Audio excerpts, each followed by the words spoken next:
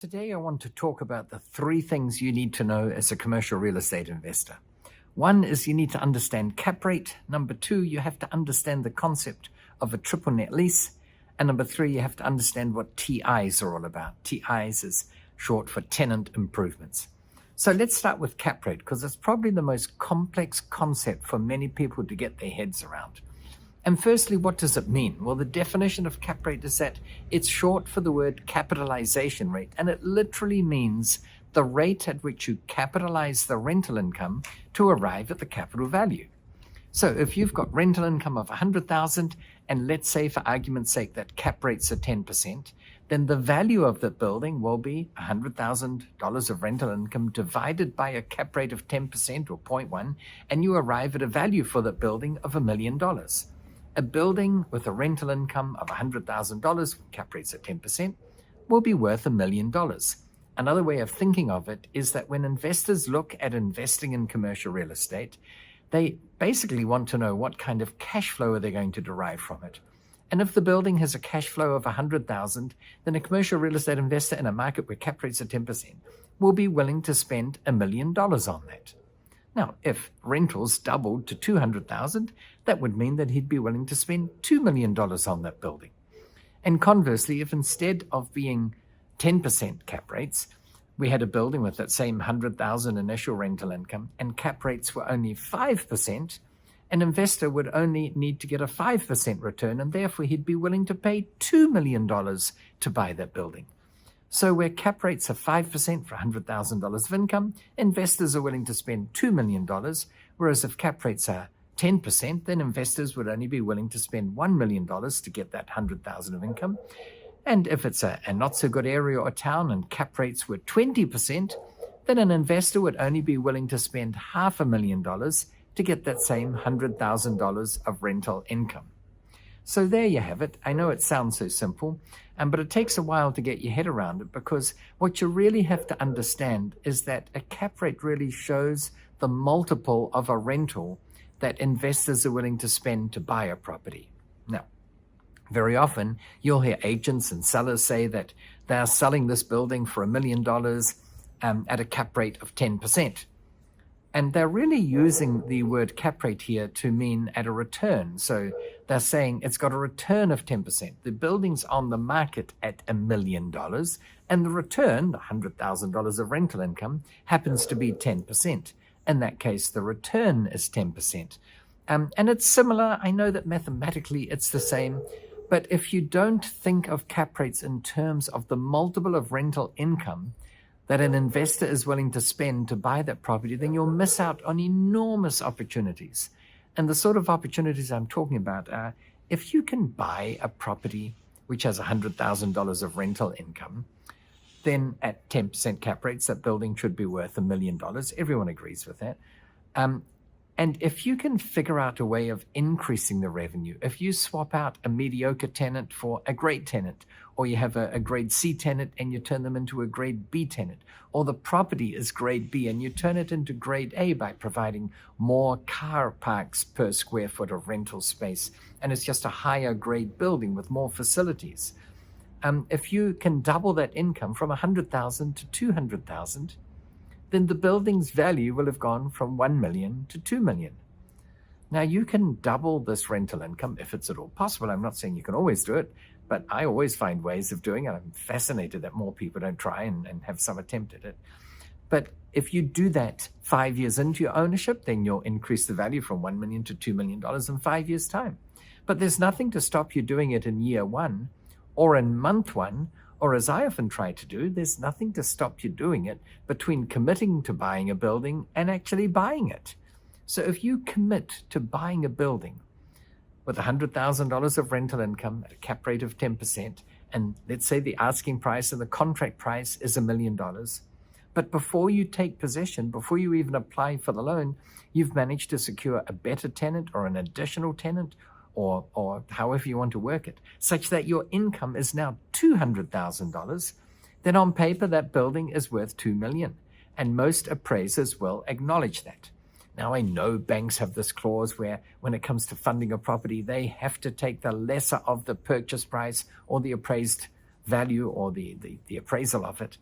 And that in general is true. However, if you point out to them, but yes, Mr. Bank Manager, when I bought the building, I admit I'm only paying $1 million for it, but back then, even though it's only a few weeks ago, back then it only had $100,000 of rental income. Whereas now it's got $200,000 of rental income. So even by the rules of your own ultra-conservative property appraisers, the building's got to be worth $2 million. They will likely agree with you. Certainly it's worked for me, because at the end of the day, they've got to look reality in the face. So if you have the situation, $100,000 of rental income, 5% cap rates, well, let's say 10% cap rates, it's worth $1 million, and you can increase the rental income, then you can increase the value. And if banks will only lend you 50% of the new appraisal of $2 million, then bingo, that's the purchase price. That's the $1 million you need to take the property down. So that is the concept of cap rate. It's crucial to understand it. If you've followed along with this, then you probably understand more about cap rates than many people in the commercial real estate industry do, because as I've said, so many of them equate the expression cap rate with return or NOI or yield or return on investment. And it's not. They're fundamentally different. Now, just to give it some more perspective, in different parts of the country and in different parts of the world, cap rates will be different at any given time. For instance, New York generally is a very desirable place for companies to have head offices. And if you happen to be on Wall Street, that is probably the most desirable piece of real estate in the world. And it is therefore not surprising that cap rates there are the lowest. Cap rates can be as low as 2% or even 1.25%. And when you think about it, a cap rate of 10% makes that $100,000 worth $1 million. A cap rate of 1% would make that $100,000 of rental income worth $10 million. So a cap rate of 2%, you're talking about $5 million. Someone will spend $5 million to buy that $100,000 of rental income. Why would cap rates be that low? Why would they spend a ridiculous $5 million to buy only $100,000 of income? Well, there are multiple reasons. The subtle one is that if you have real estate on Wall Street, chances are it will always be tenanted. Your chances of a vacancy are extraordinarily low because it's such desirable real estate. At any time, someone will be wanting to rent that. But the other reason, and this goes beyond an explanation of cap rates, is that in general, where cap rates are low, you find that capital growth is high. And where cap rates are high, where you've got a 20% cap rate, where people will only spend $500,000 to buy that $100,000 of income, generally that's not as good a location as Wall Street in New York, and therefore capital growth won't be as high. So generally high cash flow, low capital growth, low cash flow, high capital growth. And conversely, if you take some podunk town somewhere where no one ever goes, there's no foot traffic there, there's no vehicular traffic, there's no reason why anyone would go there, and it's cold for 9 months of the year, and there are rattlesnakes and everything else, cap rates are likely to be extraordinarily high because the chances of there being capital growth there are very low. If there's a new European or Asian company that wants to set up shop in America, they're unlikely to go to this out-of-the-way place. They're more likely to go to Los Angeles or New York or one of the big cities. That's why big cities tend to get bigger. Anyway, that's sort of a very brief and preliminary discussion on cap rates. And the second topic I want to cover today is a triple net lease. It sounds very odd. It's triple net. Net of what? And what's the triple bit? Well, in general, when there is a situation with a landlord and a tenant, then we all know that rent is usually paid. Rent will be paid by the tenant to the landlord in order to enable the tenant to occupy that space, whether it's residential or commercial or industrial, whatever. But when it comes to real estate, there are also other things involved to keep that property functioning. One is that universally there are property taxes, and sometimes they might be called council rates or council taxes or property taxes or city taxes. But whatever it is, there are property taxes involved. And then generally there's insurance involved. There are all manners of insurance. Of course, you've got insurance on the building so that if there's a catastrophic loss of the building through maybe an earthquake or a fire or a landslide or a mudslide, then the building is covered. And then you've got contents insurance, where if you have photocopy machines and computers and PABX systems, although they're falling by the wayside, then if they are lost through whatever insurable event may occur, then there's insurance for that. And there's personal liability insurance, where if one of your staff members slips on the floor, or someone who's not a staff member just comes wandering in looking for the neighboring property, but they slip, you have to have some kind of liability insurance for that. So there are all kinds of insurance, but let's talk initially about building insurance, the premiums or money you pay the insurance company to cover the building in case of catastrophic loss through some insurable event. The question arises, who pays that insurance premium? And when it comes to residential property, it's almost universally true that it's the landlord who pays that. In fact, the landlord pays the property tax, he pays the insurance, and at the end of the day, the landlord on a residential property tends to pay for the maintenance of that property. So there's a leak in the roof, the landlord pays. The faucet or the tap is leaking, the landlord pays to get that repaired.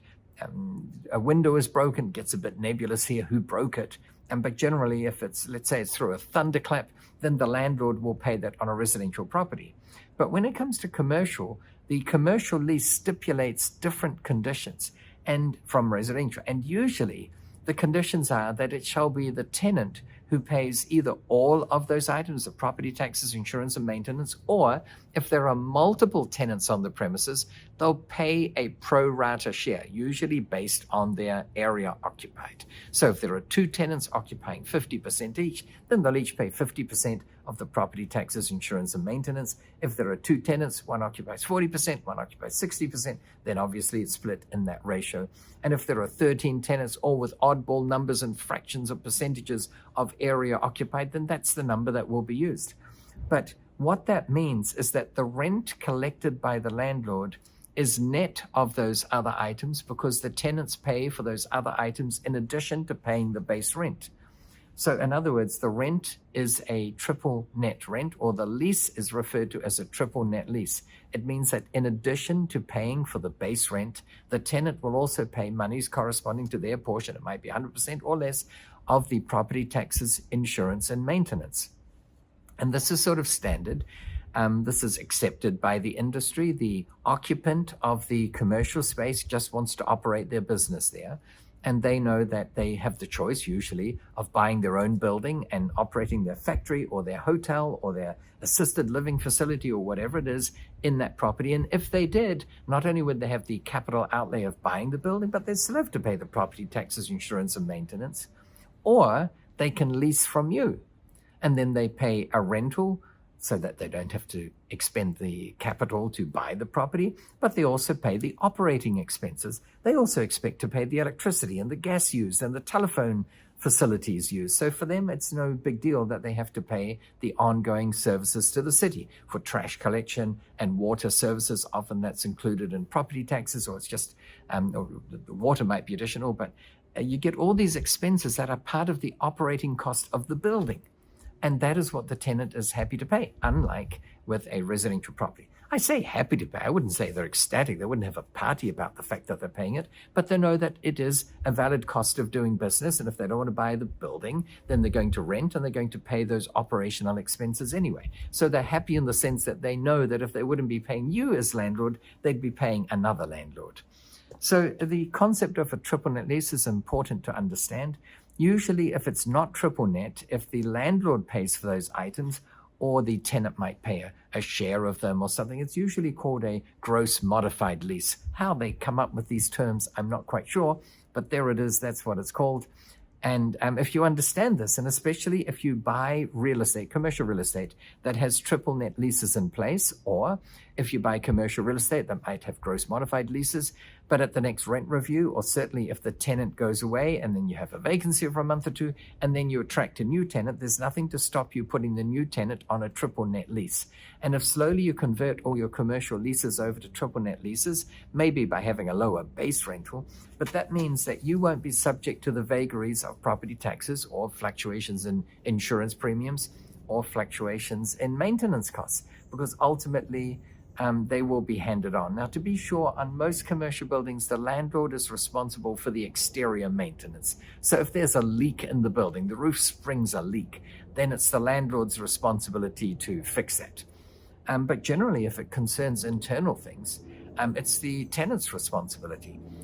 One example I always give is that because a commercial lease says that a tenant shall maintain the premises in essentially the same condition as they were when the tenancy was started, save for normal wear and tear, that means that if a light bulb blows or a fluorescent tube blows or a lavatory gets blocked, the tenant knows that it's their responsibility to get them working again, because the light bulb and the fluorescent tube and the lavatory worked when they started the lease, and so they've got to maintain them in those conditions. And it just seems a very natural, normal thing to do.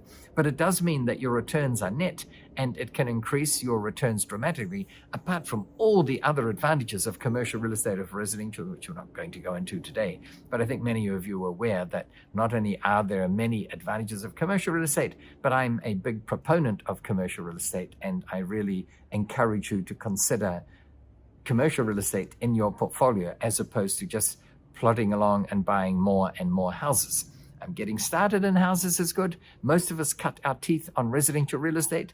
I certainly did. One of the big advantages of residential real estate is most people know what a residential property entails. If you go to look at a potential rental property and there's no roof or there's no front door or there's no kitchen, you'll know that there's something wrong with it. You'll even know what's wrong. You can identify it because almost all of us have lived in a house at some stage, and therefore we know that normally you'd expect there to be a roof and a front door and a kitchen and goodness knows what else. But when it comes to commercial real estate, because not everyone has ever occupied a commercial premise, and even if they have, it's tended to be a very specific premise. So, even if you've occupied and worked in a coffee shop, you don't know what a paint shop entails or what an aircraft hangar entails. So many people are less confident in looking at commercial real estate to know if they can determine whether there's something missing or wrong. Anyway, that covers our second point, which is what a triple net lease is. And then the third item I want to talk about, which is, I think, almost exclusively used with commercial real estate, is TIs. And as I said, TIs stands for tenant improvements. And I guess it's short for saying improvements required or desired by the tenant to make the premises more suitable for their operation. So you've got a vacant warehouse and a tenant wants to move in there and put in a grocery store. They're going to need all kinds of racks put in for shelving, and then they're going to need a part of the building carved off for offices, and they're going to need cabling put in to operate all the POS terminals, you name it. That's the sort of thing I'm talking about. And in general, who pays for TIs is dependent entirely on the state of the market. There might be a very great shortage of supply. In other words, it's very hard to get commercial real estate. And in that case, in general, the prospective tenant assumes and knows and is happy to pay for TIs because they want the premises. And if they don't take those premises agreeing to pay for TIs, then the three people lined up behind them will say, we'll take or we'll pay for TIs. So that's when there's a very tight market. But on the other hand, if there's a surplus of commercial space available, if there are lots of potential warehouses that the tenant could move into, then they're in a much stronger bargaining position, as with anything else. And they'll be more inclined to say, you know what, we would like a 3-month rent holiday, or we would like 20% of our first year's rent to go towards TIs. The formula as to how it's calculated can be anything. They're wide and varied as to how it happens. I've suggested two already. It's either a rent holiday for a couple of months, or it's a percentage of the rent for the first year or the first 2 years. However it happens, it doesn't really matter, because the end result is that people end up wanting to have their TIs done. And depending on the state of the market, that will determine whether it's the landlord who ends up paying or the prospective tenant. It's just one of those things where it's like anything in life, where it's supply and demand.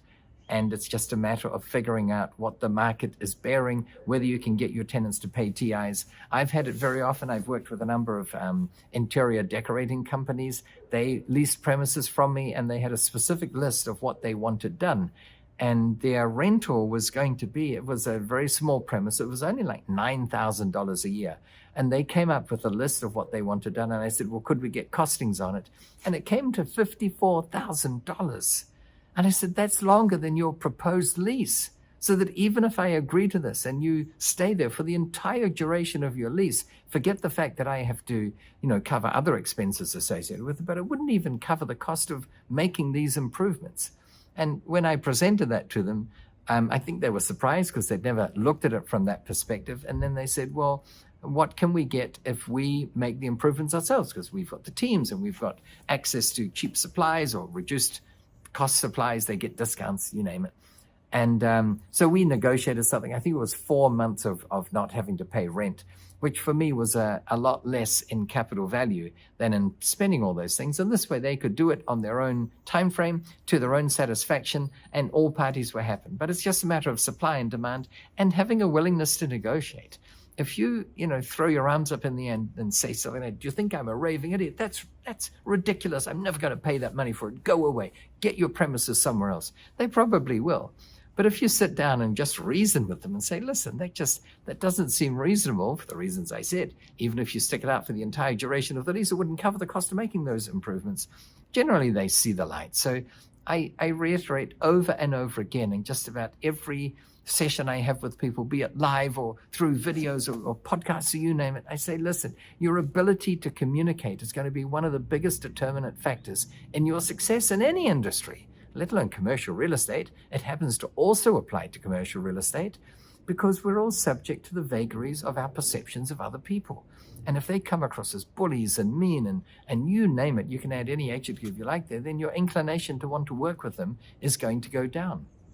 Remember one thing, and this perhaps is my closing thought, is that your tenants are not your adversaries. It's not you against them. It's not landlords against tenants. The way I see it is my tenants are my clients. I'm dependent on them for my business. In that sense, they are my business partners, and I'll treat them as business partners because indeed they are. And when they know that you're treating them that way, that doesn't mean to say that you cave into any whimsical thought they've come up with. I had a tenant who had the audacity this week, as I'm sitting here right now, to say, all of my income is going in towards paying the rent. And for that reason, I think you should reduce my rent. Well, we happen to be in an environment where rents are going up. And the rents on the two adjoining premises went up. They hadn't had a rent increase in, I think, 4 years, but they went up by 35%. So the two neighboring premises went up by 35%, and this tenant in the middle said, because all of my income is going to paying the rent, I think the rent should go down, or why won't you do that?